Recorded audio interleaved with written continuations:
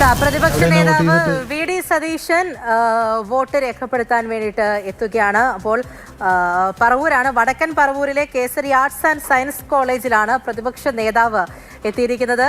ആദ്യം തന്നെ 7 മണിയോടുകൂടി തന്നെ വോട്ട് രേഖപ്പെടുത്താൻ വേണ്ടി എത്തിയിരിക്കുകയാണ്.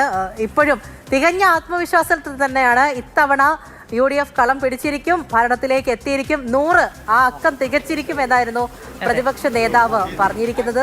ഇപ്പോൾ പ്രതിപക്ഷ നേതാവ് വടക്കൻ പറവൂരിലെ വോട്ട് രേഖപ്പെടുത്താൻ വേണ്ടിയിട്ട് എത്തുകയാണ്.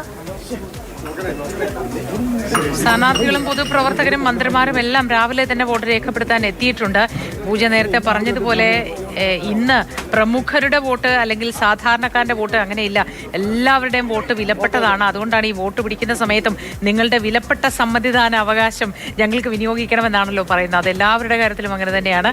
ആ വിലപ്പെട്ട സമ്മതിദാന അവകാശം വിനിയോഗിക്കാനായി വിവിധ നേതാക്കളും നാട്ടുകാരും എല്ലാം ഓരോ ബൂത്തിലേക്ക് നേരത്തെ തന്നെ എത്തി തുടങ്ങിയ കാഴ്ചകളാണ് പ്രേക്ഷകർ മാതൃഭൂമി ന്യൂസിലൂടെ കാണുന്നത്. ഇത് പറവൂരിൽ നിന്നുള്ള കാഴ്ച. പ്രതിപക്ഷ നേതാവ് വി ഡി സതീശൻ കുടുംബാംഗങ്ങളോടൊപ്പമാണ് എത്തിയതെന്ന് മനസ്സിലാക്കുന്നു.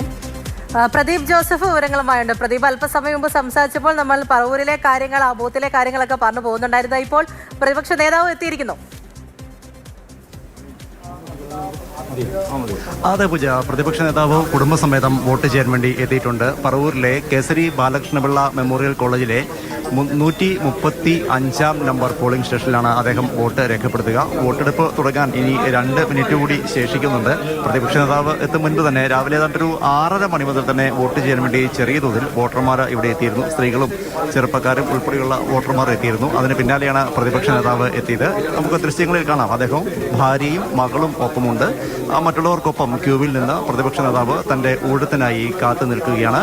ഈ ബൂത്തിൽ വോട്ട് ചെയ്തതിനു ശേഷം എറണാകുളം ജില്ലയിൽ ഒപ്പം മറ്റ് പ്രദേശങ്ങളിലേക്കൊക്കെ അദ്ദേഹം വിവിധ ബൂത്തുകളിൽ വോട്ടർമാരെ നേരിൽ കണ്ട് ഒരിക്കൽ കൂടി വോട്ട് ഉറപ്പാക്കുന്നതിന് അല്ലെങ്കിൽ സഹപ്രവർത്തകരെ നേരിൽ കാണുന്നതിന് അവർക്ക് നിർദ്ദേശങ്ങൾ നൽകുന്നതിന് വേണ്ടി മാറും. കഴിഞ്ഞ 2 ദിവസങ്ങളിലായി, അതായത് ഈ കലാശക്കൊട്ട് ദിനത്തിലും ഇന്നലെ നിശബ്ദ പ്രചാരണ ദിനത്തിലുമൊക്കെ പ്രതിപക്ഷ നേതാവ് പറവൂരിൽ തന്നെ ഉണ്ടായിരുന്നു. പറവൂർ കേന്ദ്രീകരിച്ചായിരുന്നു പ്രവർത്തനം. കൂടാതെ കേരളത്തിലെ വിവിധ മേഖലകളിലെ കോൺഗ്രസ് പ്രവർത്തകർക്കും സഹപ്രവർത്തകർക്കുമൊക്കെ നിർദ്ദേശങ്ങൾ നൽകുകയും ചെയ്തിരുന്നു. രാവിലെ 6:57 അദ്ദേഹം വോട്ട് ചെയ്യാൻ വേണ്ടി ക്യൂവിൽ ഇടം പിടിച്ചത്. ഏതാണ്ട് ആദ്യ 10-12 വോട്ടുകളിലൊന്നായി പ്രതിപക്ഷ നേതാവ് വോട്ട് രേഖപ്പെടുത്തും. അതിനുശേഷമാകും അദ്ദേഹം മാധ്യമങ്ങളോട് സംസാരിക്കും എന്ന് തന്നെ പ്രതീക്ഷിക്കുന്നു.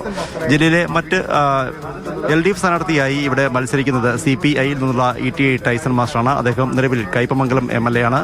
CPI ആണ് പറവൂരിൽ കാലങ്ങളായി മത്സരിക്കുന്നത്.